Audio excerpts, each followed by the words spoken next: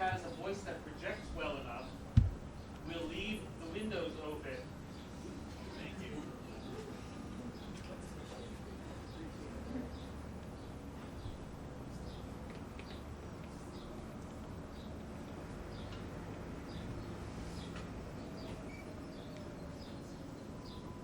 All right, good morning. I'm going to give sort of a high-level view of transcriptome analysis. The outline is shown here. What we thought, Cate and I thought we would do is in the morning talk mostly about some of the fundamentals, introduce some of the tools, and in the afternoon we'll have a lab session where we can use some of the tools, learn to use some of the tools. It's sort of flexible. I don't have any particular agenda I'm trying to get across other than to familiarize yourselves, familiarize you with the ways of thinking and some of the things we can do with these tools. So there's some specific requests for the afternoon session. Let's talk about them and maybe we can accommodate you. All right, so let me start out with a few questions. How many of you have ever run a transcriptome experiment, a microarray experiment? Okay, a few of you. Will be, okay. How about RNA-seq? How many people have run RNA-seq? Okay. So yesterday Tom asked how many of you had big data sets at home that were waiting to be analyzed. How many of those are microarray or RNA-seq data sets? Okay, good. Final question. How many of you want to run a microarray or RNA-seq experiment? Okay, good. All right, so I'm going to give you some fundamentals, not really research topics, but just we're going to go through some examples. So if I'm going too slow or too fast or anything, please stop me. I want this to be interactive because it's a lot more fun that way. So I'm going to go through some of the fundamentals. I'm going to introduce the Geo repository. How many people have heard of that? Not many. Okay, so it's good. It's a great resource. I'll go through some of the analysis options that are available, and then we'll talk a little bit about RNA-seq. I won't have any specifics on that today. Finally, I'll use one of the analysis options, which is a free public domain package. It's on the Broad Institute site. And we'll go through and I'll show you how to go through one of the geo data sets and analyze it. I'll just give you a high-level view this morning. Then Cate is going to come in and talk about some of the new tools that are being developed in the lab we're in Arroyo. And then this afternoon, I thought we could analyze the geo data set, and then Cate could show you how to test drive one of the new tools. If there are any other ideas, let me know. All right, so fundamentals of transcriptome analysis. Why worry about transcriptome analysis? Experimental design, we're just going to touch on all these topics, but they're all very important. Quality control normalization, error types. I don't know how many of you know what that means, but we'll talk about it in relationship to microRNA. Statistical power, very important. Hypergeometric p-values, multiple hypothesis testing, and then one of the factors that you have to consider in microarrays is whether you're going to look at intensities or ratios. Okay, so why worry about transcriptome data? I think everybody in the field would probably say we don't really care so much about what happens to RNA molecules. We're interested in proteins. But proteins are hard to study. Proteomics have made a lot of advances over the last few years, but it's still much more difficult to study them on a genome-wide scale than it is to measure RNAs. So the technology is a lot more advanced doing genome-scale measurements of RNAs. The other thing that you may or may not be aware of is that there's a requirement, not always adhered to, but when somebody publishes on a genomic scale microarray transcriptomic RNA-seq analysis, there's an obligation to put those data in one of the public repositories. And many journals actually have this as a requirement. And if you ever become interested in a set and you can't find it because the author hasn't deposited it, you have a right to go to the editor of that journal and get them involved in getting the deposit the data. These are data that were created with government funds. You pay for them. You have a right to look at them. So there is one a couple of big public repositories we'll talk about. In the early days, these repositories weren't great, but as time has gone on, they've got more and more interesting data in them, and they're beginning to talk about it and learn things. Interrogating public domain data sets in silico is saving an awful lot of wet man's time and effort. If somebody's already done an experiment on a genome scale, you want to know what happens to my favorite gene when you treat T cells with anti-CD3, anti-CD28. It's already in the database. Why not look it up? Why waste your time, at least for an initial look, doing PCR? You can look and see. If it's a clear result, you've answered your question. If it's not, then maybe you have to do the experiment. But there's a lot of data there, and it's a resource everybody should know about and be prepared to use. Okay, so I'm going to show a lot of cartoons to illustrate some of these points, the points that I'm going to be talking about. But we're going to talk a little bit about statistics and these fundamentals. Statistics are not a substitute for good experimental design and data quality. You guys can read this. Can you see this in the back? Can you read it? All right, so I won't read it, but you can do all sorts of things with numbers, but if you don't have a good experimental design and good quality data, it's not going to do you any good. It should be self-evident. But especially when you're looking at large-scale data sets, it's easy to get caught up in the forest and not see the trees. Type 1, type 2 errors. Does anybody have any idea what that means? What's it mean?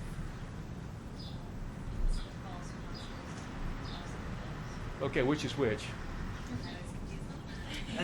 How many people confuse them? All right, I guarantee you'll never confuse them again.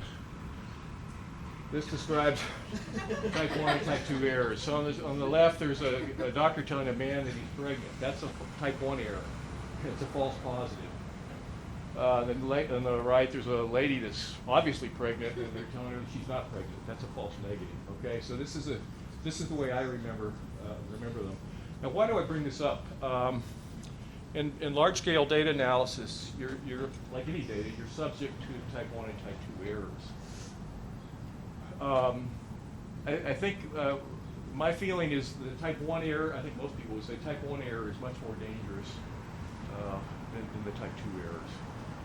Does anybody have any idea why that would be or disagree with that statement? In other words, having false positives is much worse than having false negatives. Anybody have any ideas why that's a problem?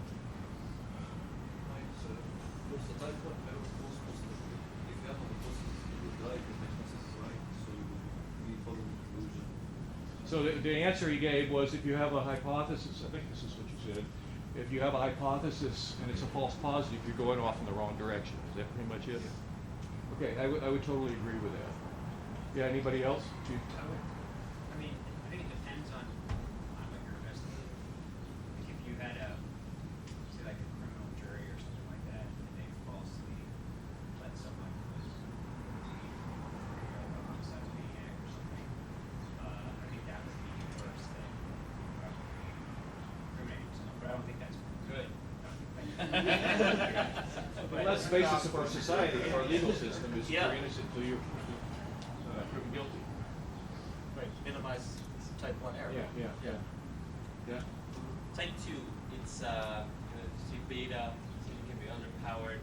You're missing out on something that could be potentially significant, right? But maybe you do it again, you decide to study a little bit differently, then you might be able to catch it. Whereas type 1 error, you found something that's not true, but your data lead you to believe that it's true. It's almost like your data is wrong, like in the cartoon. And there, once that error has been made, you just have to repeat it over and over again. You might be able to find it, but that data that you produce leads you in the wrong direction. Yeah. Great. Yeah. I think the counterpoint to that, though, is that if you're just doing your first sort of screening, at a genomic level, you can weed out your false positives with subsequent steps, and it's going to be a pain in the butt to do that. But if you're scanning 300,000 SNPs and you miss the one that you really need, you're not going to go back and perform subsequent screening on the 297,000 that didn't show up in your initial. So I would almost say that with a really large data set, you maybe want to cast a wider net and then winnow down your positives rather than risk missing and completely That's a good point. You will miss things in large data sets, and you obviously want to try to minimize that. Yeah, I take your point. My personal belief is that type 1 are much worse, but you always have to balance these things. Okay, so does anybody else have a burning point? All right, so these are all great points, and especially the one about missing things. One of the things you have to get over in this type of analysis is that you are going to miss things. You're also going to get false positives, but so you just have to be aware of that and adjust your thinking so that you can weed these things out or figure out that you've missed something as quickly as possible. So the other thing that didn't really come up, one of the beauties of large-scale analysis and some of the ontology things that we heard today is that there's a lot of interconnectedness between genes and pathways. So if you miss one gene out of a pathway or network of 50 interacting genes, it's not such a big deal because you've got all the other members, and it's telling you what's hidden there. And you can go back and look to see if you really missed that one or if there's a problem with the measurement or whatever. But by having these interconnected sets of genes, false negatives are much less of a problem, I think, than false positives. And the way you can illustrate that is with an impressionist painting, where you obviously don't have all the information of that scene represented in the painting. You only have dots. But you know what it is. There's enough there. There's enough of the network of information going into those buildings that you're able to pull out that those are buildings. And likewise, when you look at a network, an active T-cell activation network there's enough of the members of that pathway network there, CD40 ligand, CTLA4, IL2, TNF, so forth and so on, that are connected, that you get the idea that there's something having to do with T-cell activation that's going on there. So type 2 errors are not killing you. Type 1 errors can send you off in the wrong direction. Okay, let's statistical power. I looked for a diagram on this one, and I couldn't find a cartoon, so I'm going to play a video. It's a little long, but it has some key points. Who knows what statistical power is? No, but what's the bigger picture? That's the definition. But what's the big picture?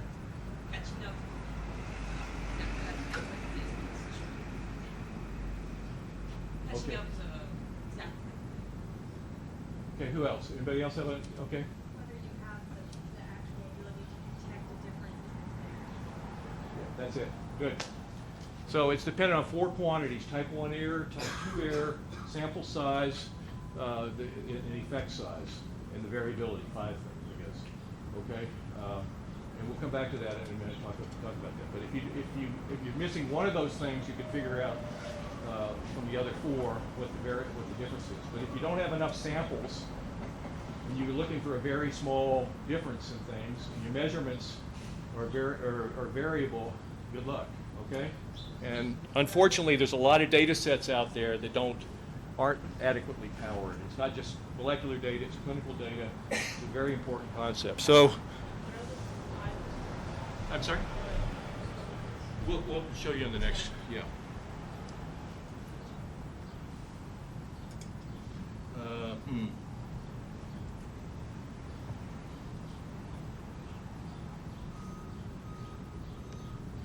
I have a study.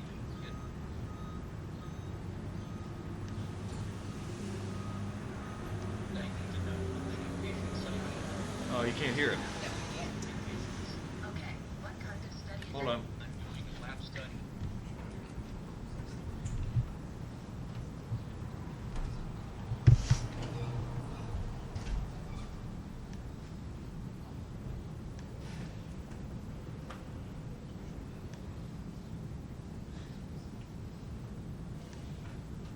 Yeah, too big.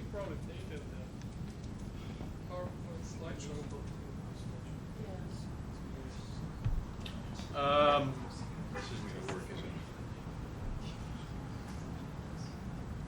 Oh, there. There you go. This one.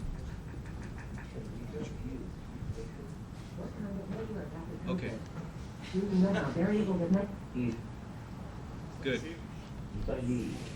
I think I only need 3 patients. Okay, what kind of study is it? I'm doing a lab study.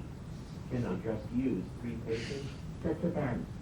What are you trying to show? We always use 3 patients. Okay, what are you trying to show? I'm trying to show that drug A and drug B are better than only drug A. How are you measuring if it is better? We are looking at apoptosis. Can we just use 3 patients? What kind of measure of apoptosis? Do you know how variable that measure is? We always use 3 patients. That is what we have published before. 3 patients per group or in total? Yes. Okay, let's try something different. What type of measure are you using? And is this an in vitro study? An in vivo mouse study? It is an in vitro study of patient samples, and we are looking at measures of apoptosis after treatment with drug A and drug B versus drug A and control, and drug B alone. That's Oh, 4 variables. How many groups are you analyzing altogether then? My grant is due tomorrow. I know if I can just use 3 patients per group. Okay, well, you probably should have come to me earlier for help with this. All I need you to do is tell me that 3 patients are okay. So, it is not that easy. Your marker for apoptosis may have a large amount of variability associated with it that could make it difficult to ascertain differences based only on 3 patients per group. It also depends on what kind of outcomes you are looking at. Are you looking at normalized changes in expression levels from baseline? 3 patients may not be sufficient to detect differences in these expression levels between the different treatment groups. I do not understand. I'm saying that you may need more than 3 patients per group, so that I need more information to determine that. The serine protease granzyme B is made in cytotoxic lymphocytes, where it is inactive due to the low pH of the storage granules. It is measured immediately upon delivery into target cell cytoplasms, where the pH is neutral. This is followed by cleavage of pocket phase 3 by granzyme B in the target cell cytoplasm and the subsequent induction of apoptosis. All proteolytic events can be quantitated at the live single-cell level by flow cytometry and imaged by optical microscopy. I understand very little of what you just said. Maybe we should talk more about this. I just need to know if 3 patients are enough. My grant is due tomorrow. We will need to meet to better understand this before we can determine the appropriate sample size.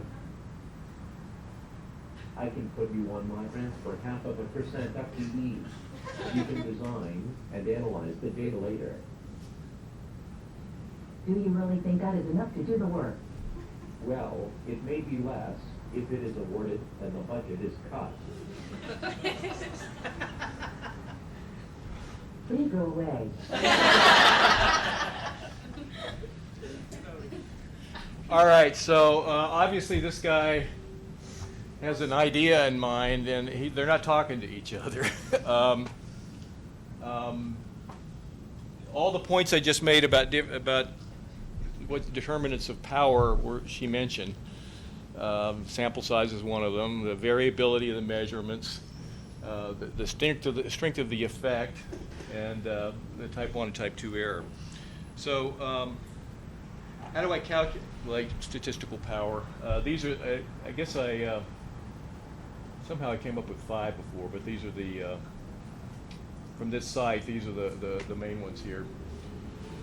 So this guy had an effect size which probably wasn't very big. It was variable. Oh, they don't have variability in here. That's what it is. Yeah.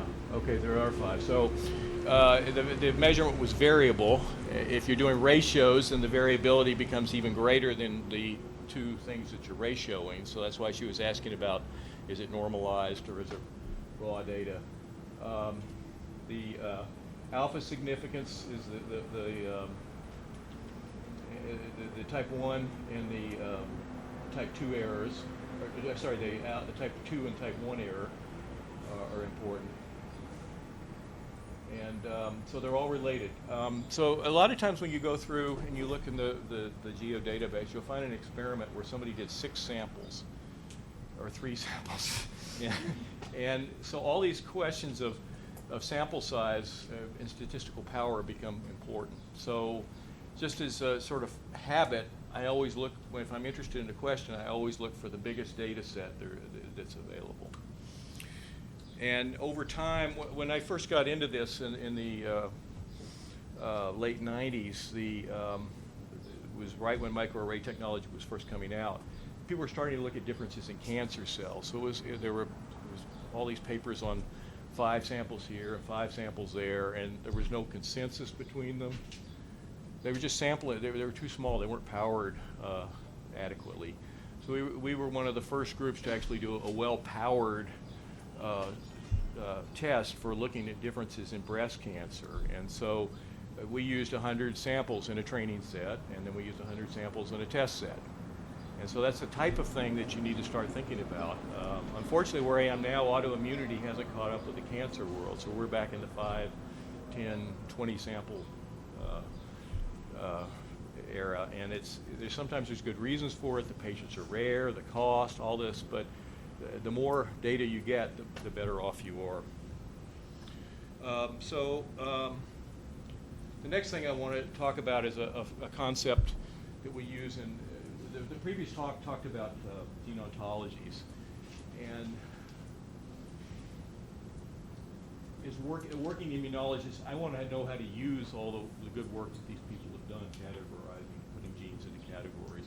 I want to know how their ontologies apply to my data set. And so to do that, one of the tools that you can use is something called the hypergeometric p-value, and the concept is illustrated on this slide. One of the tools I'll show you actually utilizes this type of calculation. It's akin to reaching into a jar of different colored marbles and pulling out a handful of marbles and then looking at the colors of the marbles that you pulled out versus the colors of the marbles in the jar to begin with. So if you have a jar that has 45 black balls and 5 red ones, and you pull out 10 marbles, how many red ones would you expect to have there by chance? Well, there's 1/10 of the marbles in the total jar are red. So if you pull out a handful, then you'd expect to see roughly 1/10 of those marbles being red, right? So you'd expect to see 1. Sometimes because of sampling error and statistical noise, you get 2, 3, so forth and so on. But if you got 5, that's not likely to happen by chance. Or 9 or 10, that's very unlikely to happen by chance. And you can actually, this has been known for a long time, these distributions that are modeled hypergeometric distributions. You can calculate how often you're able to pull the number of red marbles out of the jar. And you're not so interested in marbles, but you're interested in genes. So if you just substitute transcripts of genes for everywhere it says marble up there, and the jar is the universe of the genome or the transcriptome, and you're pulling out handfuls of genes by significance, by fold change, or by just looking through them, things like that.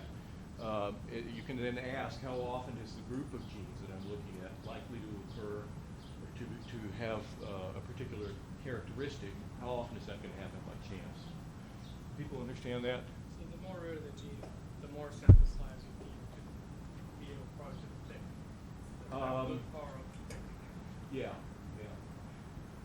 Yes. The other thing about this, though, is this is perfectly made for moderate-sized gene sets. If you have 1 gene, 2 genes in a set, this is not going to work very well. You'll get really spurious results. If you got huge, like one of the top go terms is biotic process or something like that. That doesn't tell me anything, but probably you're going to get enrichment of that just about any gene set that you pick out, because it's almost all genes are annotated with that, or an awful lot of them are annotated with that. If everything was, you wouldn't pick out significance. But there's a sweet spot in this where you big enough handful, big enough gene sets is going to give you very significant results. results. We'll talk about a way to do that practically. Finally, the one thing to talk about in microarray or RNA-seq analysis is whether you're going to look at raw intensities or whether you look at ratios.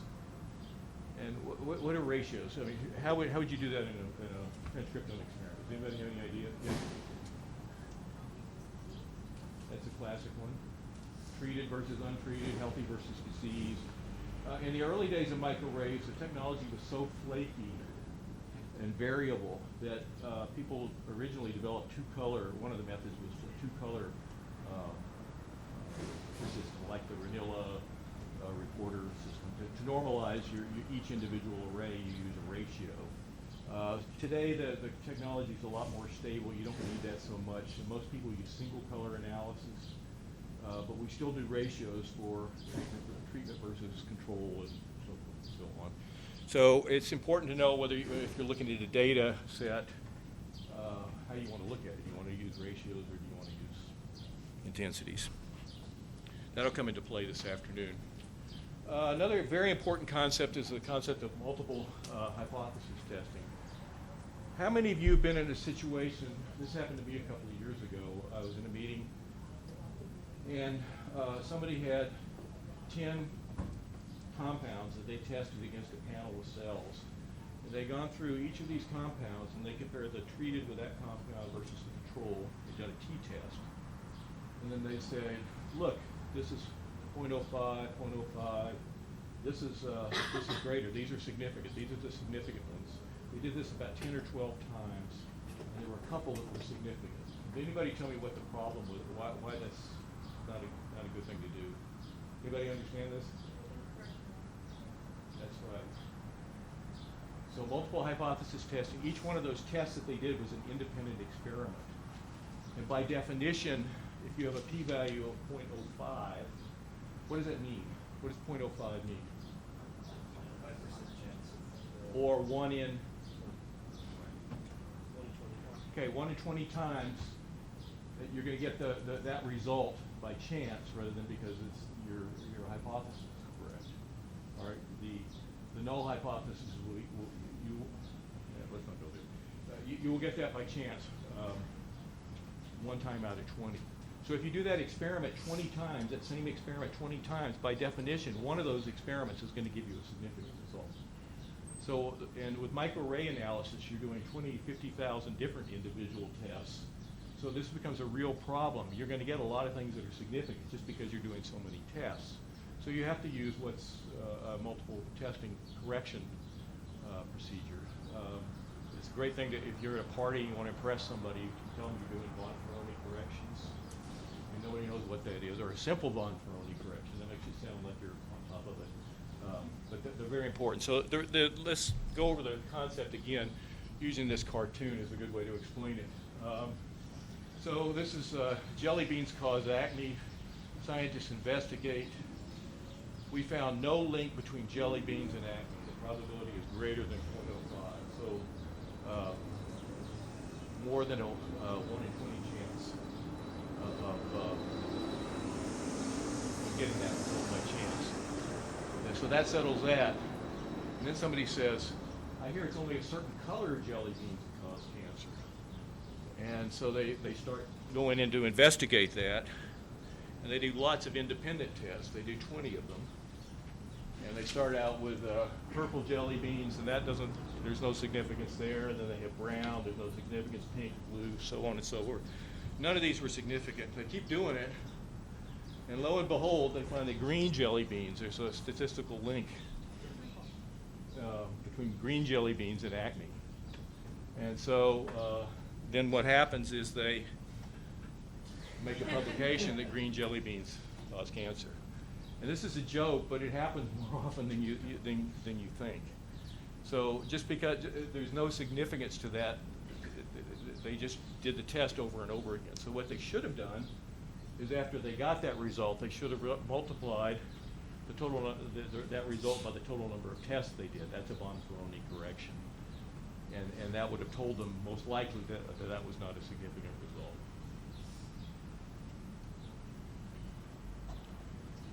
Yeah. If you were comparing two populations, but you're not comparing two populations of jelly bean, but you measure two measure patients, but you measure two different cells, so white blood cells, cytokine, a lot of cells. You don't need to do the multiple correction because you're kind of not measuring the same thing, right? Yeah.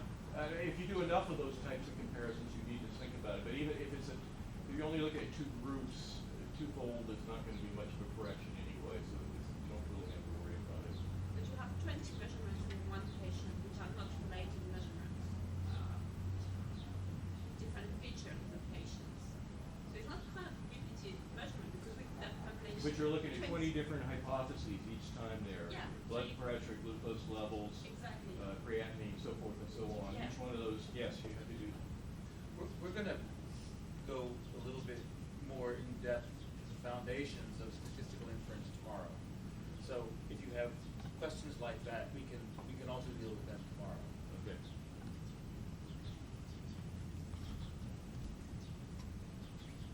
So, introduction to GEO and other public data sets. So GEO is a part of the NCBI site. If you open up the site, you get this page. You can put different keywords or things into the boxes there. But look over here on the right.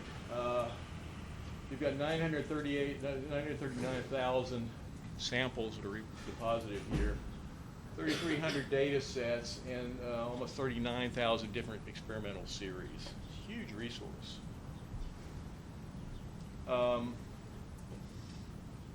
So chances are that somebody has studied something similar to what you're interested in, and you can find something related here. So the way to do that is we'll do it. I mean, we'll play around with it this afternoon. You just put your keyword in there, T cell.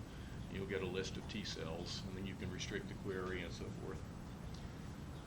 Another data set, it's not really immunologically based, but it's a huge data set, and it's about tumors, and tumors have lymphocytes in them. So there are, this is a resource for immunologists too. It's the Tumor Cancer Genome Atlas. It's a huge project. There's 25 or so different tumors there that they've run transcriptome analysis, copy number variation, methylation, RNA-seq, you name it. They've done on these data sets. Not all of them are publicly available, which is a problem, but a lot of them are. So this is something to keep in mind. Again, a huge data set, you're paying for it, so if you can figure out a way to use it, that's more power to you. Analysis options. So how do people analyze their RNA transcriptome analysis? What are people doing? Gene spring? Okay, what else? Any other, what are people? But how do you get the data from the array facility or whatever? What's the first thing you do? Or what are they with the data? Yeah, what do you use to do that? What tools?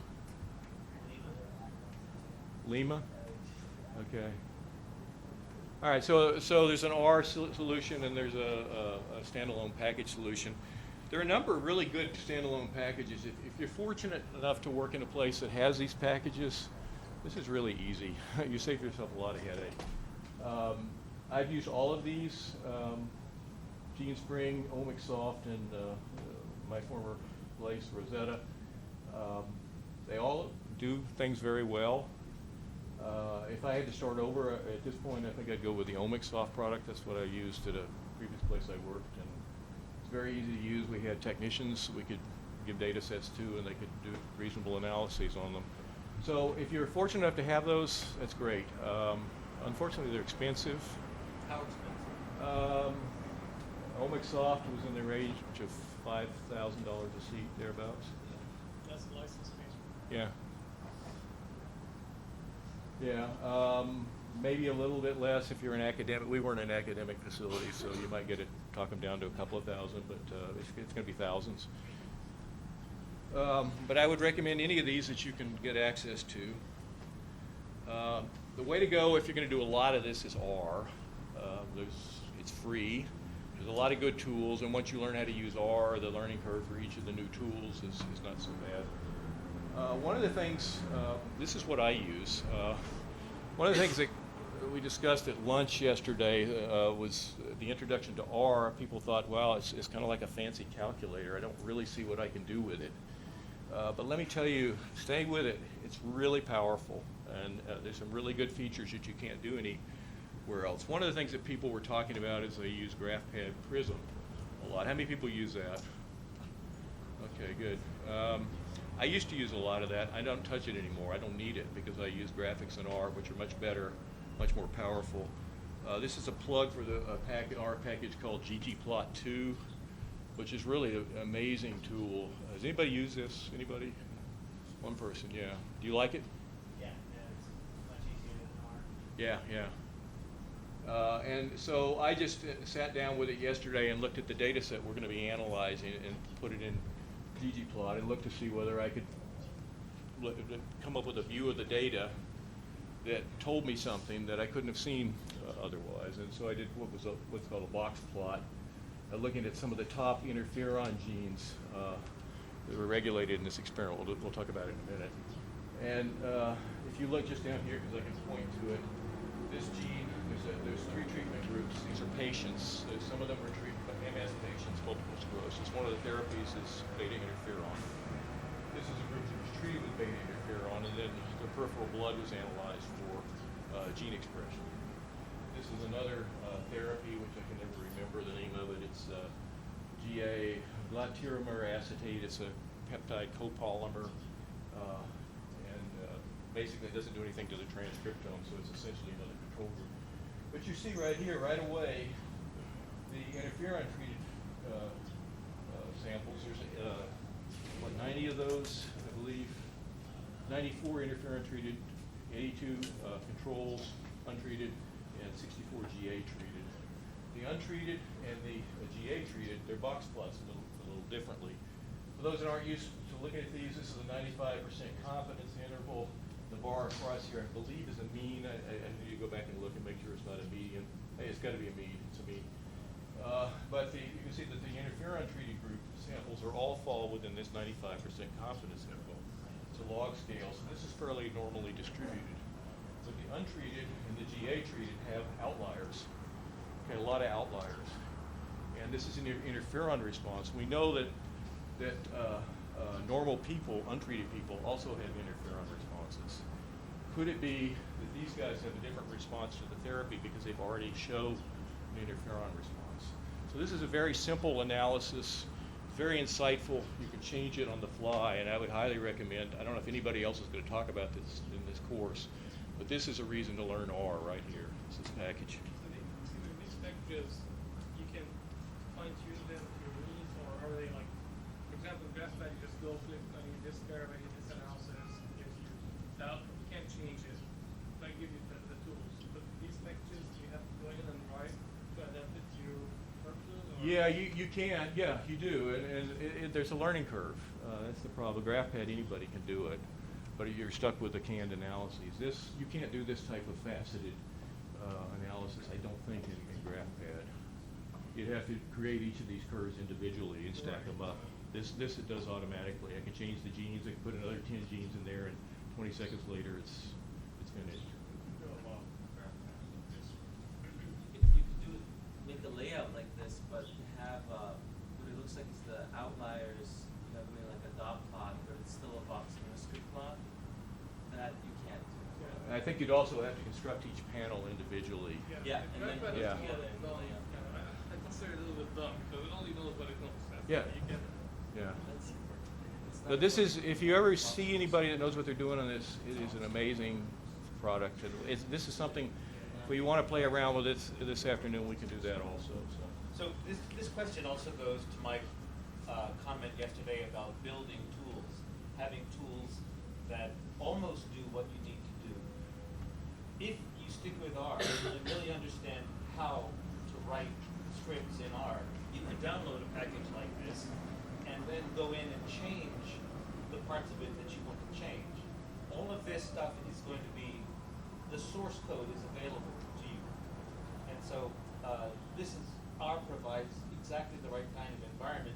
You can use it as a tool, and you don't have to know how it works necessarily. But if you find that it's not quite what you need, you can go in there and make it what you need. And that's one of the great advantages of a platform like R. Extremely powerful, extremely flexible, extremely steep learning curve, is all I can say. But if you put, the effort's worth it. Okay, so another option for those of you that don't yet know R, don't want to expend the energy, that can't afford a standalone package, there's an excellent site on the Broad Institute, from the Broad Institute called Gene Pattern. If you notice on the left, there's a whole series of things. I don't know if you can read them. Annotation, clustering. There's a flow cytometry. There's a lot of really nice things here, packages that have been built by real serious programmers, informaticians, for use by people at the Broad Institute and other places. So this is a great resource. What I'm going to suggest is, for those of you that want to learn to process a geodata set, we start with this because it does the fundamentals. It's easy, and the principles are the same as you use with an R package. RNA-seq, just a word about RNA-seq. In 5 years from now, we won't be talking about microarrays, we'll be talking about RNA-seq. That's the way things are going. As the sequencing costs get cheaper and cheaper, more and more people are moving away from microarrays and into RNA-seq. We're sort of in an inflection point now, but the trend is definitely in the favor of RNA-seq. Does anybody not know what RNA-seq is? Oh. So does it provide more data than? So RNA-seq is sequencing cDNA made from the transcriptome of a cell by using next generation sequencing. So you're using Illumina sequencers to sequence cDNA made from cell populations or individual cells. Does that help? I guess I don't know Illumina deep sequencing. I didn't know that there's sync. Well, it doesn't have to be Illumina. It's one of the sequencing platforms. Most people use Illumina, but it's basically deep sequenced cDNA. And the advantage of it, I think I've got a few slides here. It's more sensitive, it's more reproducible. It gives unambiguous data for the most part. It's sequence. Whereas with microarrays, you're always worried about cross-hybridization. You see a spot being detected. Is that a false positive because there's cross-hybridization, or is it a real positive? And it's always a worry with microarrays. Less so with RNA-seq. It's more archival quality data. You do it, you put it in the bank. Within reason, it's going to stay current for a long time because it's a very unambiguous technology. In theory, it provides the ability to count transcripts, SNPs, and differential splicing in a single experiment. Okay, and that requires 2 or more different array platforms to do that. So in theory, you can do this in a single experiment and get all these measurements. Does anybody have any idea why I say in theory? Okay, one of the features of RNA-seq is it's all in the sequencing depth, how deep you sequence. And if you sequence really, really deeply, then you're going to detect rare splice messages. You're going to get a good count on polymorphisms, SNPs in rare messages. If you don't sequence deeply, you're not going to get all that information. And so what determines how deeply you can sequence? How much money you spend. That's right, your money. If you've got a good deep wallet, you can go as deep as you want. If you don't, you're playing. What is the standard now, what genomic activity offers? What is the depth that they're running? So for Well, genomics, getting better and cheaper. let me show you that in a couple of slides, okay? I'm going to show you a series of slides now from Illumina. This is from one of the vendors, so you got to take that with a grain of salt. But I think it's pretty solid, and it fits with our experience. Comparing on the microarrays and on the right and deep sequencing experiment. These are brain on the x-axis, and I guess they're two brain samples, okay, X and Y. And so this is microarray here, and that's deep sequencing. So even from the back of the room, you can't read anything. What's the difference in those data sets? Anybody see a difference? Well, just the shapes. Which one would you rather have? On the left, yeah, it's a much tighter distribution. There's a lot less variability. And what else about it? What else? Tails up higher. Yes, there's more range. More range. So it's much tighter with more dynamic range. So this is why people are going to RNA-seq. So that's one feature. Another feature is the greater ability to detect differential expression. Now this is a classic presentation here. So what we're looking at is microarray on the X and RNA-seq on the Y-axis, and we're looking at differentially expressed genes. It's supposed to be two different tissues. I'm not seeing that right. Oh yeah, here it is. You're looking at the this is a standard versus brain, and so you're looking at the difference, the genes that are different in the standard and the brain, and you can see both platforms pick up the same differences. So if you have a high number, you're more different. If you have a low number, you're not different. So and they're expressed on a expression ratio on a log scale. So the curves are the measurements are obviously related. They're highly correlated. 0.92 correlation coefficient. But you can see things that are detected by sequencing on the only on the x-axis and by array only on the y-axis. You can't really see much in the array, so your inclination is to say that there's not much. You don't detect much. However, the color is yellow. Yellow is a horrible color to use in plots because you can't see it. So it's a little misrepresenting. I don't know if it was intentional or not, but the fact is that there's a huge overlap in the genes detected by the two measurements. There are some things that are found in microarray only, and there's more that are found only in RNA-seq. And if you sequence deeper, you're going to find more things. Whether those are significant is a different argument we could have. Now, What do you mean if the hits are being in 2S microarrays and deep sequencing doesn't have more significance? I say that again. I'm Like sorry. if you're able to take some genes with both messages, does that have to say anything about? So the question is, if you detect genes that are differentially regulated with both methods, what does that tell you, or what does that mean? Is it important? Well, you have a lot more confidence that something's real if you detect it by two completely different technologies. It doesn't necessarily mean that if you only get it with one that that's wrong. But if you have it both, I think there's a better chance that it's real. So it came up a little while ago. What's the current status? Now this came out.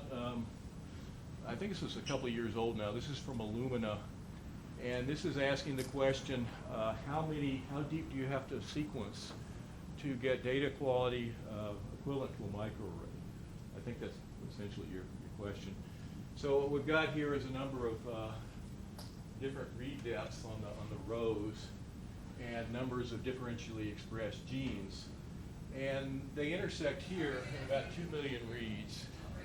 So the implication is that a depth of about 2 million reads per sample is enough to give you data quality similar to a microarray. They call this vendor A. I'm betting that's Affymetrix, but I don't really know. So, 2 million is a little skimpy. So we try to go 5, 10 million just because we feel better. But that's still not enough to get reliable detection of SNPs unless it's a very abundant gene. Why would that be a problem with SNPs? Does anybody have any ideas? The lower depth you sequence to, the fewer times you're going to count a particular transcript, right? And your reads are going to be scattered all over the transcript. That's the way RNA-seq works. So why would it be a problem if you haven't sequenced deeply enough to wild-type SNPs. Don't get that hit or that SNP so often that you would consider that a false. Perfect. So you don't get enough counts of each particular SNP to know what the relative proportions of each one is. So the deeper you sequence, the more reads on each of those polymorphisms you get, and the better you're able to distinguish them. How does the cost of a 5 million depth read compare to the top of the line microarray right now, for example? Total. I'm guessing, this may be off, but I'm remembering like twofold, something like that, Twice. roughly. Now, that's a little bit misleading because that's an internal cost of microarrays. I think probably if you go pay somebody, apples to apples comparison is going to be roughly the same. The sequencing costs are dropping, microarray costs have pretty much plateaued, I think. So the trend, if they're not there yet, they're going to be, yeah. How much starting material do you need to get 1.5 reads? Well, the number of reads is sort of irrelevant to the amount of starting material because you're doing a lot of PCR amplification. So you got a lot of stuff, a lot more than what material than what goes onto the sequencer. PCR obviously has biases associated with it. How do you account for, I mean, if you make deliberate copies of the same thing and if you read it a million times, you're still not being able to get it. Yeah, it's a real good question, especially when you get into single cell analysis, which I'm going to be talking about on Saturday. That's an issue you need to worry about. All I can tell you is people usually start with about 150 nanograms, I believe, for conventional bulk. Is that right, Kate? Yeah, 100? 100. Okay. And then you can go to quite a bit more than that. Now with single cells, we're down in the picogram per reaction range, so the biases are a lot more of a problem. But don't you have those same problems with the microarray? Yeah, they're both cDNA based. Yeah. PCR bias and whether Well, it's one way. yes and no. Usually for microarrays, you don't use PCR to amplify. You use in vitro transcription, which is much more faithful than PCR. So it's less of a problem with microarrays, although most people do some kind of, especially for small samples, some sort of PCR. I guess with the tools that are coming out now, you could eliminate that error that's inherent by the PCR method. I guess that's where they're trying to sort through the data and see what is real. Well, how would you do that?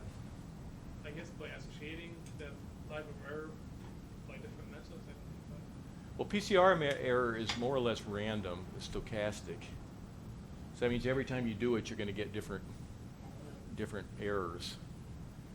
So I don't know of any way to do that informatically. The only way I know to do it is to do it experimentally, and you do what are called technical replicas, where you do the same RNA over and over and over again. Yeah, I guess. And compare that with what you're getting in your experimental condition. And if you see differences in the things in the experimental condition that you don't see when you do the same RNA, then you can be confident in them. But I don't know a way, and maybe you know, Tom, but I don't know a way to Well, do I that guess that's- informatically. that's- I beg your pardon? Does the PacBio do that? The same? I don't. Sorry, what's the question? Does the PacBio machine do that? I've never heard of anybody using that for RNA-seq. That's more of a long DNA Yeah, it's for machine. genomic sequencing. Yeah. Okay. So the caveats of RNA-seq, I'm going to try to finish up here in the next 5 minutes. The caveats are it requires different analytic tools than any of the things we've been talking about or are going to talk about today. The data are different. RNA-seq data are discrete, 0, 1, 2, 3, 4, as opposed to continuous. And it doesn't really make much difference at high numbers. It doesn't matter that much whether you're at 100 or 99.999. There's no real difference. But when you're at low levels, there is a difference. And also, RNA-seq data is prone to what's called zero inflation. That just means you have a lot of zeros. What I'll be talking about on Saturday has even more zeros, so that's an even bigger problem. But we need different analysis techniques for RNA-seq than you do for microarray analysis. RNA-seq is also biased in favor of longer transcripts. The longer your transcript, the more likely you are to be differentially regulated. And so there's R tools that will correct for the length biases and so forth, but it's a well-known bias. Probably the biggest problem right now is the data sets are huge. They're difficult to transfer. We have a commercial outfit that does some of our sequencing. We go pick it up and they give us a hard drive we carry back. I mean, how much like that is going to Blockbuster 10 years ago? You know, it's the same thing. It's not going to, 5 years from now, 10 years from now, people are not going to be transferring sequence by carrying hard drives from one side to another. That's not the way things are going, but that's what a lot of people are doing now. They're difficult to analyze because of the data size and store. It's, you know, how much of your data do you store? It's not a trivial problem. But this is the way things are going. So there's open source tools for RNA-seq analysis. This is one that we're starting to get into. It's called Galaxy, and there's all sorts of public domain free stuff there. So let me just go briefly through the data set that we were going to, one of the suggested exercises this afternoon is to play with. It's a geodata set. It's been described in a couple of publications. The most recent is a Science Translational Medicine article from a little less than a year ago now. It's RNA profiling of peripheral blood from MS patients. I gave you a teaser a few slides ago. And in it they claim that they can subset the diseased patients into groups that have different response to treatments. So the data are deposited in a geo set. You can type in this accession number, GSE 16214, and this page will come up, which will describe the experiment, summary. It goes on and on and on. The citations, and then it starts getting into the actual data that are deposited. So this is the platform, Affymetrix HGU 133 plus 2, and then these are the samples. So each sample has a unique identifier associated with it. And so we can actually go through, we can import, start to analyze these data fairly automatically in gene pattern using a function called GeoImporter. And then we can take the genes, we can do differential expression, identify genes that are regulated under these experimental conditions. We can analyze them in a public domain annotation system called David, very easy to find. And we can just plug your data into the window there, and this is out of a couple of points about David. It's key that you pick the right background set. Remember back to the jar of marbles that I showed you? The background, what you're doing is comparing the handful of genes in your signature to the jar of marbles in the background set. So if you have the wrong background set, you can get spurious results. That's all that means. It used to be a big problem in the early days because the arrays were subgenomic. And so if you had a data set that was biased towards the part of the genome that was or was not included in the background set, you could get or lose significance. Today it's not as much of a problem because most of your platforms are close to representing the genome. But still, it's much better to find your platform and make sure you're using the right background data set. Another point about David is that it's not suitable for use with RNA-seq data. I mentioned the length bias. This is an example of that. I don't remember what this data set is, but I think it came from this paper here, or R package. And what you're looking at is data binned by size, or transcripts binned by size from 0 to 14,000 different bins. No, that's not right. There are 200 bins. That must be the mean transcript length in those bins. And you're looking at proportion of differential expression on the y-axis. So the longer your transcripts, the more differential expression you get, just because you're measuring, you got more targets to hit on a longer transcript, so you're counting it more often. So the green curve there is a function that fits the data. This package is fit to the data that you correct your differential expression results before you can properly determine the significance of enrichment. So that's one of the R packages there. So David is very good for microarray data. It's not so good for RNA-seq data. What David will do will tell you, if you have a list of genes, which Go terms are most associated with those genes, and are they enriched relative to the background set. How many red balls, how likely are you to get the red balls of those Go terms enriched in your data set. So for instance, if I was doing a T cell activation experiment, treat T cells with my favorite mitogen, whatever antigen, and take the activated and the unactivated T cells and compare them and look at the genes that are different. Just take your list, plug it into David, and it's going to come back with the Go terms that are enriched in that set of genes. And if you're lucky, it will tell you a story, which is very, very interesting. Okay, another thing that's becoming more popular is network viewing. I mean, this is not new, but this is actually a very nice, easy to use network construction tool. So if you have a set of genes, you can project it onto this protein-protein network of it's a database of known and predicted protein interactions, and so you can predict that or project your genes onto this network and see what it looks like. And then, unfortunately, the string databases doesn't have a very good visualization tool, so it's better to export the data and view it in this viewer. So the workflow that I'm going to suggest is that we use GeoImporter and collapsed data set on the gene pattern Broad site. If you import geodata, collapse the probe IDs to symbols, and then we're going to do some quality control using principal component analysis.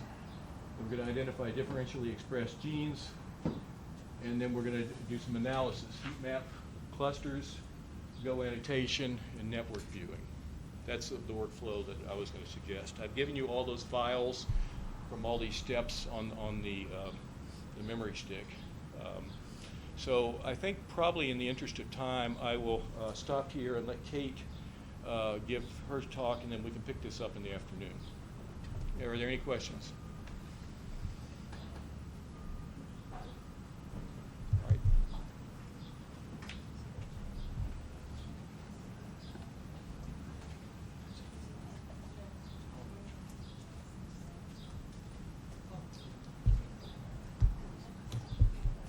All right, so I was gonna give can you guys hear me? Or should I really bust it out?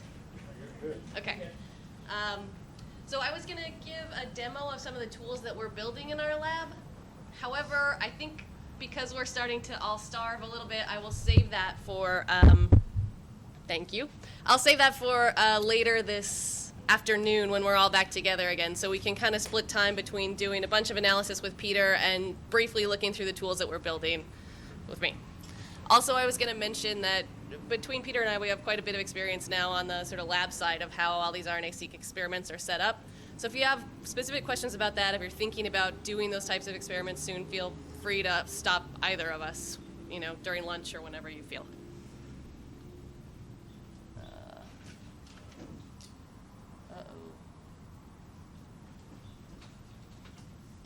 Peter, how do I get back to my data?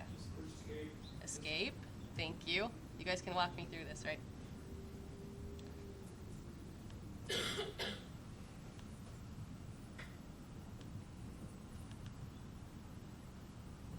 Okay.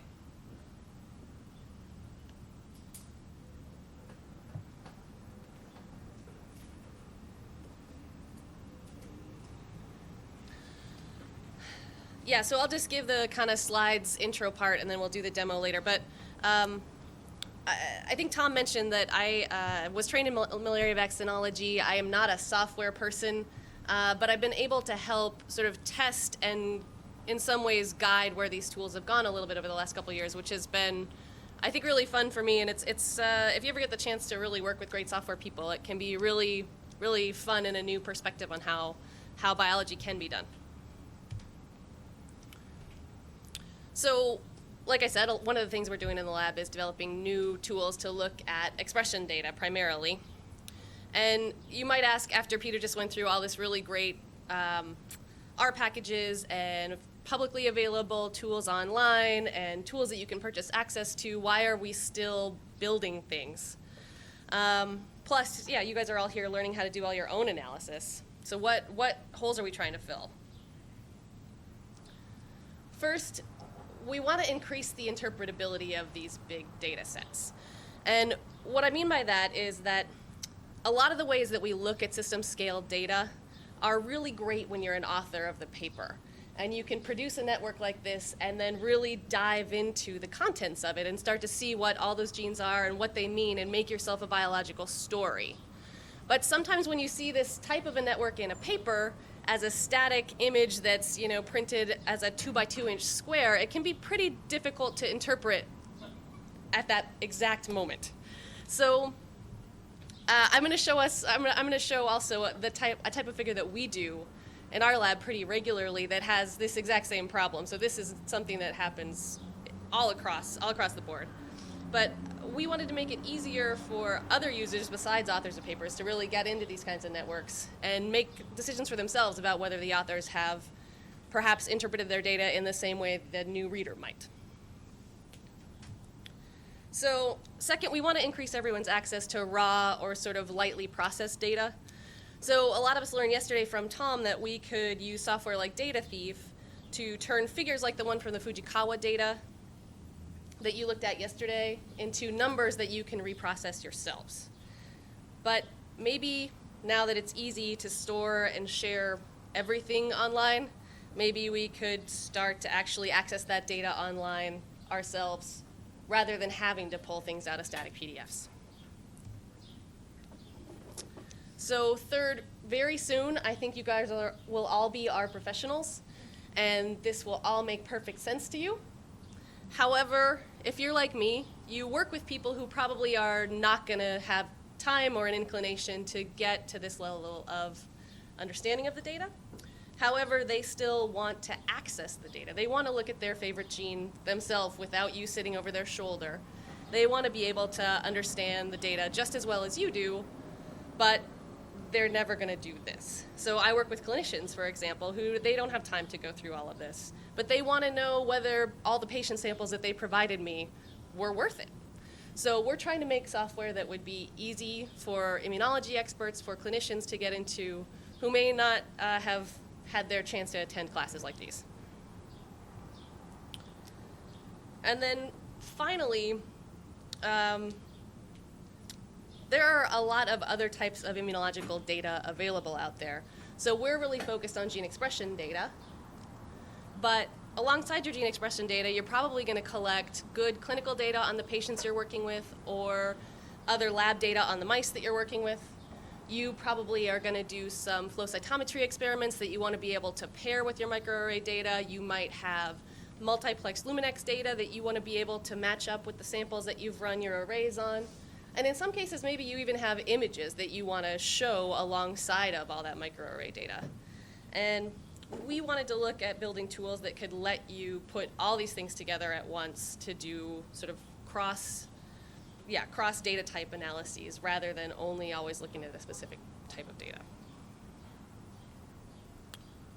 So this just sort of lists the tools that we're building, and the ones that I'll talk about this afternoon are the gene expression browser and the module analysis tool, which are kind of the heart of what our lab's been doing in terms of software development. And then the report builder, which is a very flexible way of letting you upload any kind of an Excel or CSV type file and do correlations and that kind of thing, other various statistics that you can probably already do in Prism, but it's an interesting new view on that. And all of this is web-based.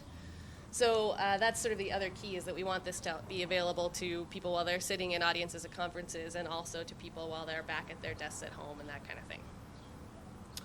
So the context that we'll talk about this in, though, is a recent paper out of our lab.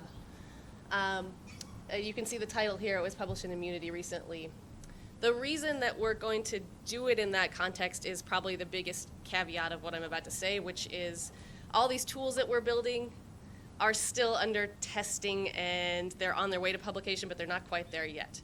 So right now you can see the way the tools work and you can use all of them with this data set preloaded. Soon, hopefully very soon, you'll be able to start doing this with your own data and uploading your own data sets and also exploring a pretty large collection of data sets we've already downloaded and analyzed from Geo to let you sort of skip some of the hard work that yourself that you might have to do. And then in terms of the biology of the study, I'm not going to get into it. You guys can read the paper yourselves. But I did want to sort of describe how big our particular big data set is in this particular instance. So what happened was that 6 adults were immunized with 2 different types of vaccines or received normal saline as a control. And then this longitudinal series of data was collected. So CBC data, the microarray data, which is the sort of heart of what we're going to look at later. But there were also longitudinal flow cytometry data, Luminex cytokine data, and then neutralizing antibodies to see whether people developed an antibody to the vaccine or not, of course. All of this was collected into one place, and you can roam through all the data yourselves. And the location of that is basically, you don't need the end of it. If you just type in interactivefigures.com, you'll get there. Effectively, every figure from that paper was reimagined as a web figure. So you can get into every bit of the data yourself without anyone sort of guiding your way through the networks that we've built. And except, if you want, I can show you how we looked at the data this afternoon. So that's kind of all I have for the moment. I think we can grab some lunch. And yeah, I'll walk you through the actual figures this afternoon to the degree that you're interested.